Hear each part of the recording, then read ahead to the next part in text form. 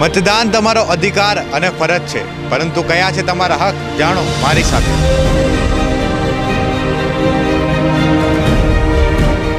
પોતાના જનપ્રતિનિધિ માટે શું વિચારે છે આજનો યુવા? અમે લોકો મત આપે પછી જે નેતા ચૂણીને આવે એ અમારું કામ નથી કરતો।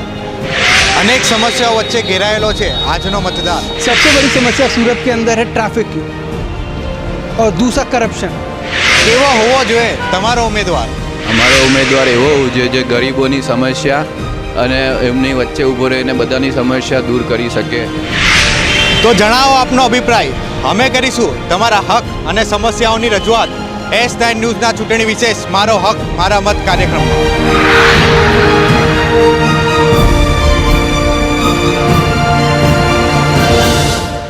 સુનિલભાઈ, એક દલિત સમાજ તરીકે કેન્દ્ર સરકાર તરફથી અને રાજ્ય સરકાર તરફથી તમને કેટલા લાભો મળે છે હાલ? લગભગમાં અમને તો અહીંયા જેટલા વખતથી અમે જીવી રહ્યા છીએ, અમારા દાદા દાદી એ લોકોનો અહીંયા આવેલા, એના પહેલાંથી લગભગમાં સુરતથી જોઈન્ટેડ છે અમે લોકો, ખાસ કરીને મહારાષ્ટ્રીયન સમાજ। પણ છતાં મહારાષ્ટ્રીયન સમાજની અહીંયા જે છે સુરતમાં આવેલના હરેક વખત પ્રત્યેક ટાઈમે પ્રત્યેક નેતાએ અને પ્રત્યેક કેન્દ્ર સરકાર હોય કે રાજ્ય સરકારે હરેક માણસે અમારી કરેલી જ છે।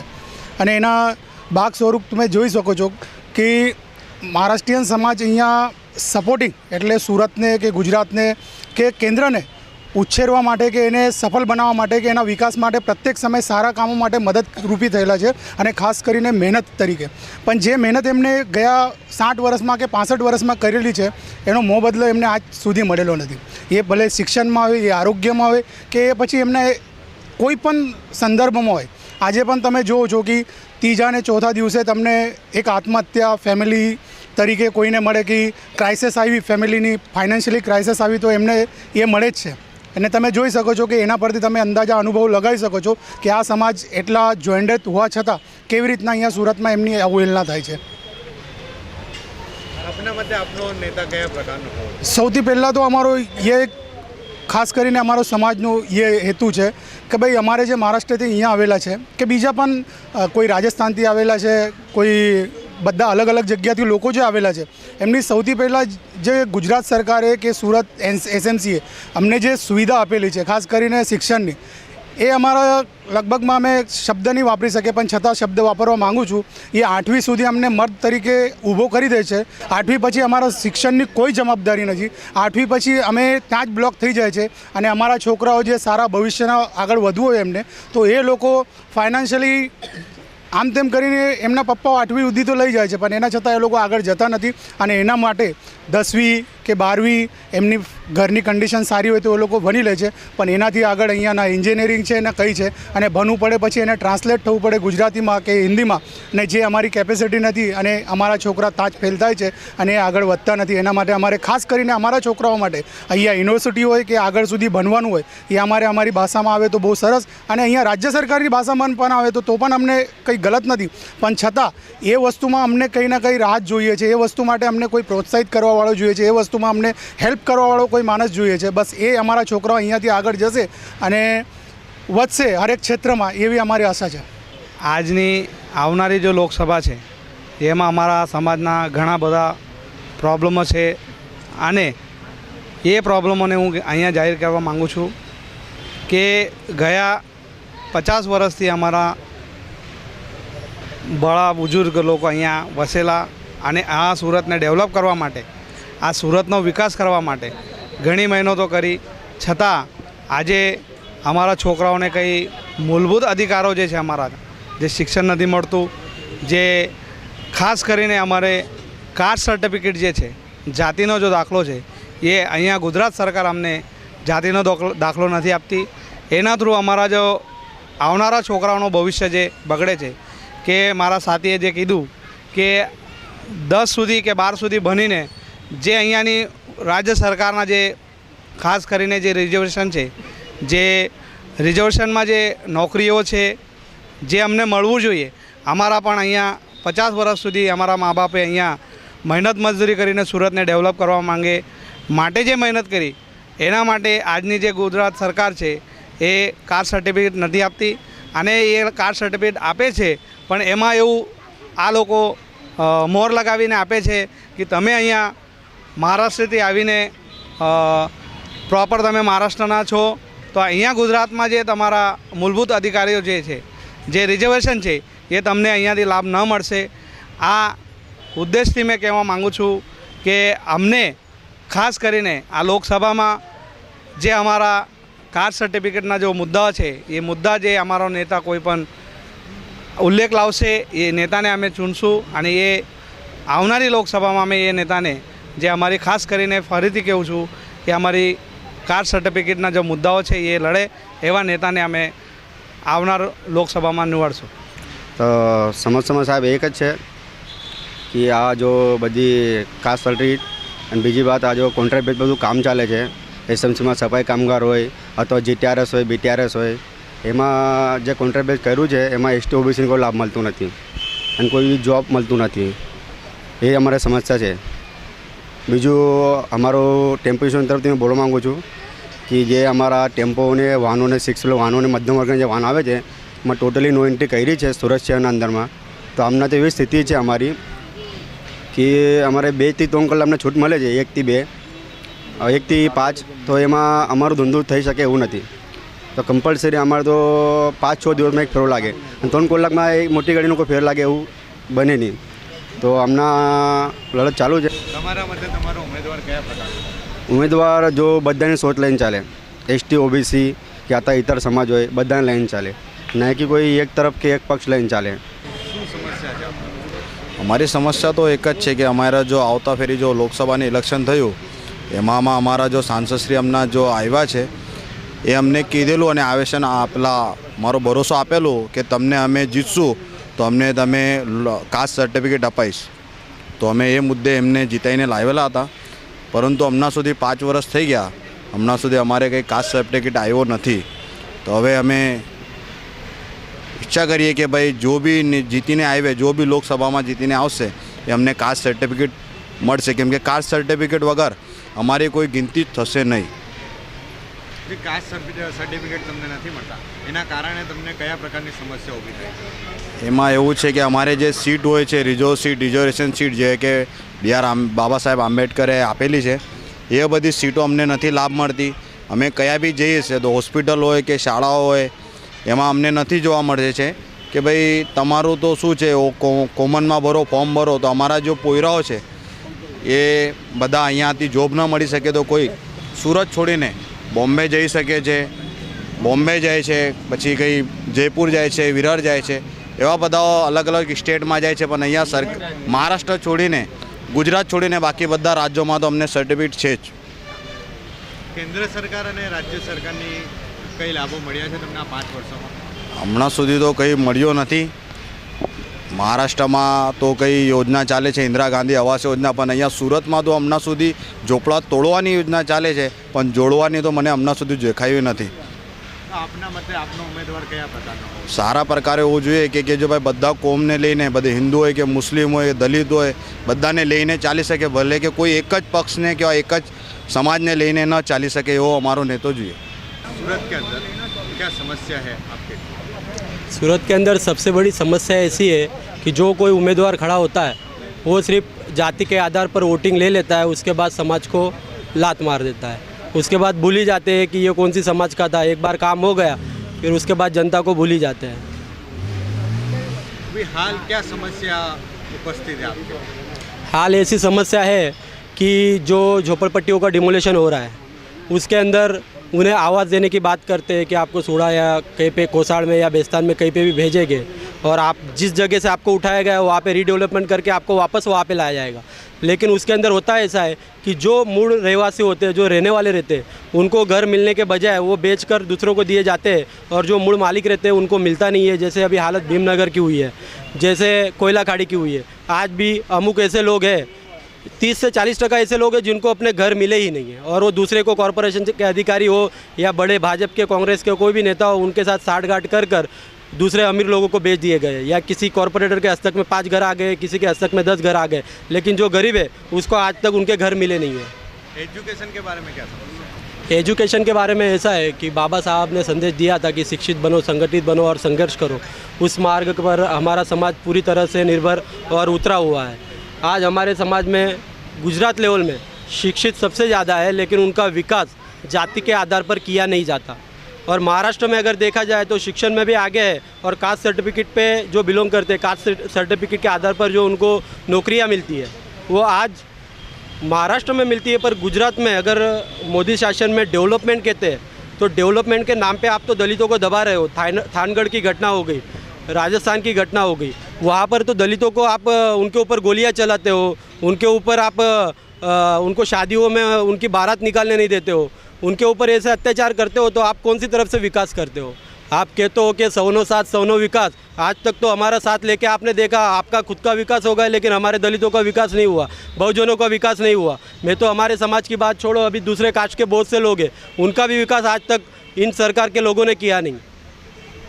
आपके हिसाब से आपका उम्मीदवार किस प्रकार का होना चाहिए? उम्मीदवार ऐसा होना चाहिए कि जो जाति धर्म के आधार पर नहीं, लेकिन शिक्षण के आधार पर और संविधान के आधार पर देश को चलाने वाला होना चाहिए, ना कि संविधान को नष्ट कर लोकशाही का खंडन करके अपने मन के हिसाब से चलाने वाला हमको नेता नहीं चाहिए।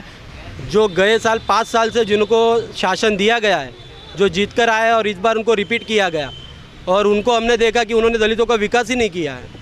बाबा साहब की प्रतिमा के पास आते हैं, हार डाल देते हैं, उसके बाद चले जाते हैं, और फिर वोटिंग आती है तब बोलते हैं कि हम आपको कास्ट सर्टिफिकेट देंगे। गए साल उन्होंने कहा कि हम आपको कास्ट सर्टिफिकेट देंगे, आज 5 साल हो गए, आज तक उनको हमारी याद आई नहीं, और आज आ रहे कि भाई हम आपके प्रश्नों को, सवालों को संसद भवन में पहुंचा रहे। लेकिन आज तक मैंने संसद भवन में, लोकसभा में देखा, जितने भी इंटरव्यू है, आज तक हमारे गुजरात के दलितों के बारे में एक भी सवाल उन्होंने पूछा नहीं। सूरत के अंदर जी जो आपकी कास्ट सर्टिफिकेट है उसके लिए आपको किस प्रकार की समस्या होती है? सूरत के अंदर कास्ट सर्टिफिकेट के बारे में तो आप पूछिए मत। बहुत सालों से हमारे जो बड़े बुजुर्ग लोग हैं, हम तो अभी जवान हुए और अभी ये सोचने लगे, हालांकि उन लोगों ने बहुत ही कोशिश कर रहे हैं और अभी भी कर रहे हैं कि कास्ट सर्टिफिकेट मिलना चाहिए, लेकिन उसके लिए ये जो केंद्र सरकार हो या राज्य सरकार हो, कोई भी ये नहीं करे कि इन लोगों को कास्ट सर्टिफिकेट मिले। हालांकि मेरे पास, मैं कुछ स्टूडेंट हूँ, गांव से आया हूँ, अभी 2-3 साल हो रहे हैं मुझे सूरत सिटी में, मैं गांव से अपना कास्ट सर्टिफिकेट लेके आया हूँ। मैंने यही सोचा था कि कास्ट अगर मेरी महाराष्ट्र में बौद्ध है तो वही कास्ट मेरी गुजरात में होनी चाहिए। ये नहीं कि महाराष्ट्र में बौद्ध है तो गुजरात में आके मेरी कास्ट कोई बदल जाएगी। तो मेरा ये मानना था कि अगर मुझे महाराष्ट्र में कास्ट सर्टिफिकेट मिला है तो वो कास्ट सर्टिफिकेट यहाँ पे क्यों नहीं चल सकता? ऑलरेडी मेरे पास है, तो यहाँ पे कहा जाता कि वो नहीं चलेगा। क्यों? महाराष्ट्र में जो इंसान है वो इंसान गुजरात में आके इंसान नहीं रह जाता, कोई और बन जाता है। ये समस्या है। कास्ट सर्टिफिकेट पहली बात मिलनी चाहिए। और रही बात विकास की, विकास के मुद्दे पे मैं बोलना चाहूँगा कि जैसे कि अभी एक भटार जो एरिया है यहाँ पे सूरत में, भटार क्रॉस करते हो, वहाँ पे लगभग 1 से 2 किलोमीटर का जॉगिंग ट्रैक बनाया गया है। वो एरिया है भटार, माने आप समझ सकते हो वीआईपी लोगों का एरिया है, बिजनेसमैनों का एरिया है। वो लोगों के लिए आप जॉगिंग ट्रैक नहीं भी बनाते हो तो वो लोग अपने घर में वो जो इंस्ट्रूमेंट होते हैं जॉगिंग के वो कर सकते हैं, घर में कर सकते हैं, कुछ भी प्रॉब्लम कर सकते हैं। वो जो जॉगिंग ट्रैक बनाया गया है उसमें कई करोड़ रुपए खर्चे किए गए। तो मेरा ये मानना था अगर आप वहाँ पे वो करोड़ रुपए खर्चे ना करके ऐसी झोपड़पट्टियों में, ऐसे मोहल्लों में शौचालय बना देते। जॉगिंग ट्रैक से ज़्यादा आज झोपड़पट्टियों में शौचालय की ज़रूरत है। लोग कहते हैं ना, किसी ने कहा था कि मंदिर से ज़्यादा शौचालय ज़रूरी है इंडिया में बनाने के लिए। मैं उस बात से बहुत अच्छी तरह से सहमत हूँ। मेरा भी यही मानना है कि मंदिर से ज़्यादा शौचालय ज़रूरी है, शौचालय बनाना चाहिए। उन लोगों के एरिया में मैं देखता हूँ, जैसे कि अभी वो पिपलोद करके एरिया है, उसमें वो जो होता है ना एक्सेलेटर बनाया गया है। एक्सेलेटर और पगतिया जो है गुजराती में बोलते हैं वो भी है, और बंदे को चलने के लिए एक्सेलेटर भी है। वही मैं दूसरी जगह पे देखता हूँ, रिंग रोड में वही मैं दूसरी जगह पे देखता हूँ, जैसे कि सरदार मार्केट है, वहाँ पे भी बनाया गया, लेकिन वहाँ पे एक्सेलेटर नहीं रखा गया है, खाली वो पगतिया है। तो वहाँ पे तो लोग बोझा लेके उतना ऊपर चढ़ते हैं। वो वहाँ के जो लोग हैं पिपलोद एरिया के, उन लोगों को एक्सीलेटर की कोई ज़रूरत नहीं। हर के पास 4 व्हील है, यू टर्न मार के वो आ सकते हैं, कुछ भी कर सकते हैं। जो लोकल एरिया है वहाँ पे जो फैसिलिटीज़ होनी चाहिए वहाँ पे नहीं कर रहे। जो ऑलरेडी प्लस है, प्लस को और प्लस कर रहे हैं, और जो माइनस है, माइनस में कोई काम ही नहीं कर रहा है, माइनस में और पीछे खींच रहे हैं। हालांकि झोपड़पट्टियों में ज़रूरत है छोटा मोटा गार्डन बना दिया जाए। जैसे कि अभी बच्चों के वेकेशन पड़े हुए हैं, स्कूल बंद हो चुके, एग्ज़ाम हो चुके, अभी बच्चे वेकेशन में खेलते खेलते ये रास्ता, यहाँ पे खेलने की कूदने की कोई सुविधा नहीं। बहुत सारे बच्चे खेलते खेलते रास्ते पे चले जाते हैं, एक्सीडेंट हो जाता है। इसका जवाबदार कौन? ये सारी असुविधाएं झोपड़पट्टी के लोग महसूस कर रहे हैं, फील कर रहे हैं, और लोग बोलते हैं विकास विकास। मेरा तो ये मानना है कि विकास नाम का कोई बंदा है, विकास नाम का कोई बंदा है, उसे इन लोगों ने कहीं जेल में डाल दिया है कि भाई तू आगे मत आना, तू अगर आ गया तो हमारी लग जाएगी। तो विकास नाम के बंदे को अंदर लॉक कर दिया है, खाली उसका नाम लेके लोग आगे चल रहे हैं कि भाई विकास हो रहा है, विकास हो रहा है। विकास हो नहीं रहा है, विकास जेल में सड़ रहा है। तो यही मेरा मानना है कि केंद्र सरकार हो, राज्य सरकार हो, आपसे रिक्वेस्ट है, मीडिया से, इलेक्ट्रॉनिक मीडिया जो भी मीडिया है, तो आप हमारी बातें उन तक पहुंचाओ और कोशिश करो कि विकास सही मायने में विकास हो, खाली नाम पे विकास मत हो। जैसे कि अभी प्रचार प्रसार में भी देखता हूँ, बहुत सारी गाड़ियों पे, मैं किसी पार्टी का नाम नहीं लेना चाहता, लेकिन बहुत सारी गाड़ियों पे बहुत सारे बैनर लग जाते हैं, गाड़ियों पे पूरा पोस्टर बन जाता है। अगर वो बात करें तो गाड़ियों को पोस्टर की भी बात करें, कहाँ से कहाँ खर्चा चला जाता है। आप सही में पार्टियाँ बनाते हो, बोलते हो कि हम विकास करेंगे, यार वो जो पार्टियों पे आप भद्दा पैसा खर्चा कर रहे हो, जो भी भद्दा पैसा खर्चा कर रहे हो, 10 पार्टियों पे 10 दिन बुलाओ, ऑफिस में बंदे बैठते, चाय पानी नाश्ता हर एक एरिया में जाते। सही मायने में आपको विकास करना है तो वो पैसा यार कंट्रोल करो, जाके सही में उस दिन बोलो मत कि मैं आपका क्वेश्चन है जो सॉल्व कर दूंगा, ऑन द स्पॉट जगह पे सॉल्व करके दिखाओ। तब हमें लगा कि नहीं, हमारे सामने कोई ऐसा बंदा है कि जो हमारे सॉल्यूशन को ये नहीं बोल रहा कि सॉल्व कर दूंगा, सॉल्व कर रहा है अभी इसी वक्त ऑन द स्पॉट। ऐसा कोई उम्मीदवार की मैं ख्वाहिश रखता हूँ कि ऐसा कोई आ जाए। एजुकेशन के अंदर किस प्रकार की सहूलत? एजुकेशन तो साहब आप पूछे ही मत। एजुकेशन के पहले एक बंदा आके बोल के गया है कि एजुकेशन 7वीं, 1 से 7वीं तक वो जो एसएमसी का स्कूल होता है, सुमन हाई स्कूल, मान लीजिए 7 से ज़्यादा 10 बढ़ गया, 10 से आगे प्राइवेट में जाना पड़ता है। जितना हमें सुख सुविधा चाहिए था, जितना मतलब में क्या बोलते हैं केंद्र सरकार से, जो भी राज्य सरकार से योजनाएं पास होती है वो हम तक नहीं पहुंच पाती। वो तो छोटा मोटा राशन का भी नहीं पहुंच पाता है। अभी राशन के दुकान में हमारे लोग जाते हैं राशन लेने, तो उसमें कॉलम दिया जाता है गेहूँ, शक्कर और केरोसिन। वो देता है खाली केरोसिन, लेकिन टिक जो रिमार्क होता है वो किस पे करेगा? गेहूँ पे भी कर देगा, शक्कर पे भी कर देगा, देगा केरोसिन। बोलते कि भाई आपने तो केरोसिन पे ही दिया, गेहूँ शक्कर पे क्यों रिमार्क किया? बोलता है आप लोग आए नहीं, वो तो दूसरे को बांट दिया। ब्लैक में हो जाता है, कोई देखने वाला नहीं है। ये अभी 14 अप्रैल जो हमारे बाबा साहेब जी का कार्यक्रम था, उनके लिए भी हमें 10-12 बार एसएमसी में जाके रिक्वेस्ट करना पड़ा कि भाई हमें साफ़ सफाई चाहिए, हमें साफ़ सफाई चाहिए। तब जाके उन लोगों ने सुना और साफ़ सफाई कर दिया। क्यों ऐसी साफ़ सफाई ये लोग 365 दिन क्यों नहीं रख सकते जो आज ही दिन रख रहे? ऐसी साफ़ सफाई के हम हकदार हैं, हमें 365 दिन ऐसी सुविधा चाहिए। ये लोग पगार ले रहे हैं, इतनी सरकारी गौर सर्वेंट है तो उसको हर तरफ की सुविधा मिलती है, सरकार उससे रहने के लिए क्वार्टर बना देती है, फिर भी वो बंदा यहाँ पे आके काम नहीं करता है। मतलब क्या है इसका? तो मैं यही चाहता हूँ जो भी उम्मीदवार आए, या तो जो भी सरकार गुजरात में आए, इंडिया में आए, तो यही मेरी उनसे इच्छा है कि जाति धर्म कास्ट देख के ना करे। हो सके तो वीआईपीओ के लिए बहुत सुविधा हो गई, वो आप उनके लिए सुविधा नहीं भी करते हो ना, तो वो अपनी जेब से पैसा निकाल के खुद कर सकते हैं। लेकिन जो गरीब बंदे, उनके लिए सुविधाओं की बहुत ज़रूरत है। गरीब परिवार है, माएँ बहनें बेटियाँ है। रही बात सिविल की, सिविल में भी जाते हैं, मैंने खुद फील किया है, कोई बंदा बीमार होके जाता है, कोई मतलब नहीं उससे। अगर मान ले मैं बीमार हूँ, अगर मेरे पिताजी डॉक्टर को भी कुछ बोल दे कि भाई मेरा बच्चा बीमार है, आप ज़रा देख लो ना, तो जो सिविल के भी लोग होते हैं, एक मेरे पिताजी को सीनियर सिटीजन माने जाएंगे, तो सीनियर सिटीजन के सामने मेरी उम्र का बंदा, हालांकि वो डॉक्टर की उसको पोस्ट मिली होती, वो इस तरह से बात करता है कि मैं कह नहीं सकता। तो ये भी एक प्रॉब्लम है। आप जहाँ पर भी जाओ मान अपमान सहन करना पड़ता है, तो ये बहुत हो चुका, अब बंद करो। और यही उम्मीद करते हैं कि हमें नेक्स्ट सरकार जो भी होगी, हमारे जो भी प्रॉब्लम्स है वो हमारे क्लियर करेगी। हम यहाँ पे अंबेडकर वसाहत में लास्ट 20 साल से यहाँ रह रहे। हमें जो प्रॉब्लम्स यहाँ पे फेस हुई है, जो एसएमसी से लेके, सरकार से लेके, सरकारी स्कूल से लेके, अस्पताल से लेके, शौचालय से लेके, जो प्रॉब्लम हमें यहाँ से 20 साल से हम फेस कर रहे हैं, वो 20 साल में जितनी सरकारें बदली है, सब ने जो हमें जो वायदे दिए हैं, जब सरकार आनी रहती है तब यहाँ टेबल लगा देते, आ जाते, बताते ये करेंगे वो करेंगे, और जब आने की तैयारी होती है, जब इलेक्शन आता है, तब बांधकाम चालू भी कर देते हैं। शौचालय आप देखोगे यहाँ पे भी, हमारे यहाँ भी शौचालय की इतनी ज़रूरत है, तो बना के खाली बांधकाम चालू करके रख दिया और दिलासा दे दिया कि हम लोग बना रहे हैं। और बनाने के बाद जब इलेक्शन ख़त्म होने को अभी पूरा भी नहीं हुआ होता, अभी इलेक्शन जाने वाले भी नहीं रहते, वो ऐसे ही मजूर ऐसे ही निकल जाते हैं, तो वो दूसरे 5 साल हमको वेट करना पड़ता है। ये हमारे यहाँ जो शौचालय बने हैं उसको नहीं तो अभी तो 15 साल हो गए, लेकिन वो अभी के वैसे ही पड़े, अभी तक उसके दरवाजे भी नहीं लगे। जो हमारी प्राथमिक जो ज़रूरत है वो भी अभी तक पूरी नहीं हुई, तो मेजर वो ज़रूरत क्या पूरी करेंगे हमारी। और दूसरा जो हमारा प्रॉब्लम है एजुकेशन का, एजुकेशन में ऐसा है कि एक तो कास्ट सर्टिफिकेट का हमें जो प्रॉब्लम फेस हुई, हमने अभी ग्रेजुएशन कंप्लीट किया है, तो जब कास्ट सर्टिफिकेट लेने गए हमें, तो ऐसी उन्होंने जो नियम है वहाँ के, वो ऐसे लगाया है कि 1960 से के आगे का जो पुरावा होगा आपके पास वो लेके आओ। अभी 1960 के एक कॉमन बात है कि 1960 में अभी गुजरात और महाराष्ट्र भी अलग नहीं हुआ था, तो उससे पहले का वो पुरावा मांग रहे हैं। 1960 में ये गुजरात नहीं था, ये महाराष्ट्र था, तो उससे पहले का पुरावा वो मांग रहे हैं।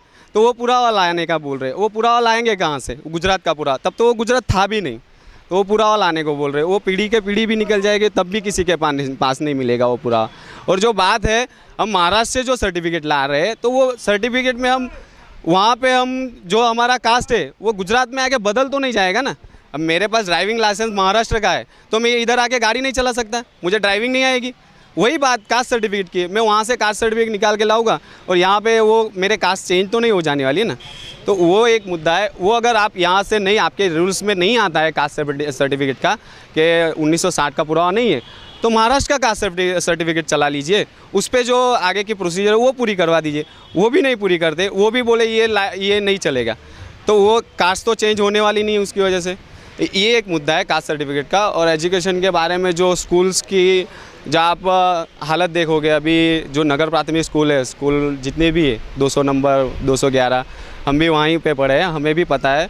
एक क्लास में जहाँ 20 लड़कों की बैठने की जगह होती है, वहाँ पे 70-80 लड़के बैठते हैं, और वो सब सुविधा के नाम पे बोलते हैं। इतने टैलेंटेड बच्चे हमारे यहाँ भी देखता हूँ मैं, जितने टैलेंटेड आप वो प्राइवेट स्कूल के लड़के नहीं होंगे ना, इतने टैलेंटेड आपको यहाँ पे लड़के मिल जाएंगे, लेकिन वो उनको जो चाहिए प्राथमिक ज़रूरत वो पूरी नहीं होती है।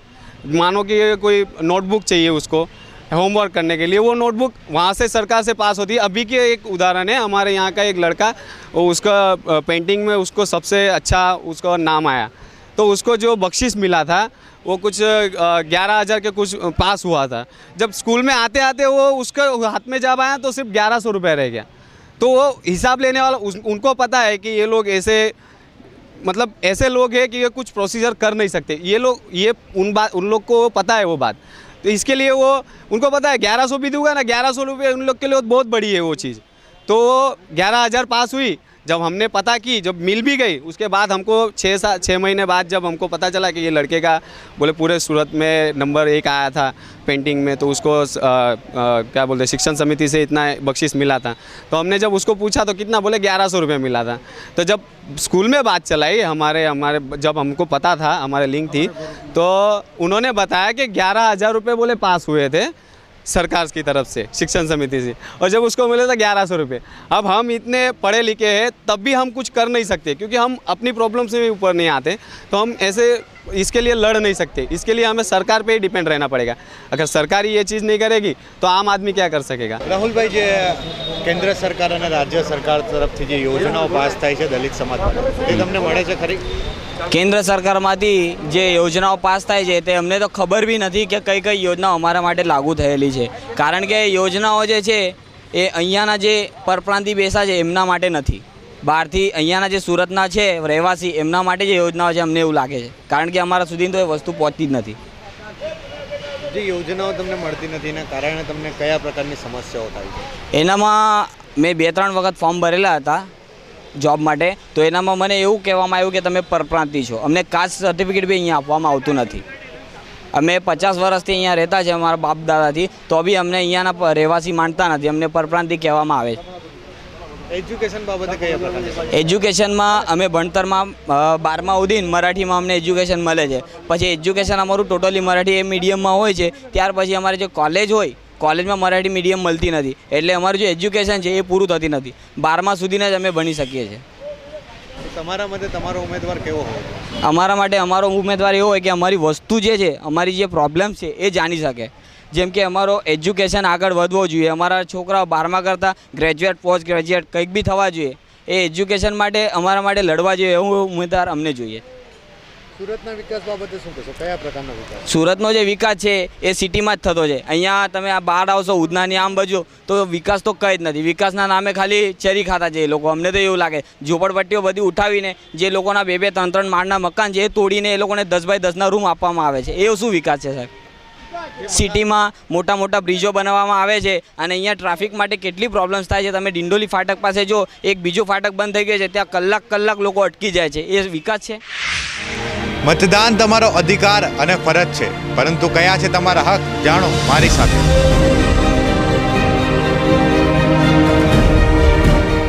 પોતાના જનપ્રતિનિધિ માટે શું વિચારે છે આજનો યુવા? અમે લોકો મત આપે પછી જે નેતા ચૂણીને આવે એ અમારું કામ નથી કરતો.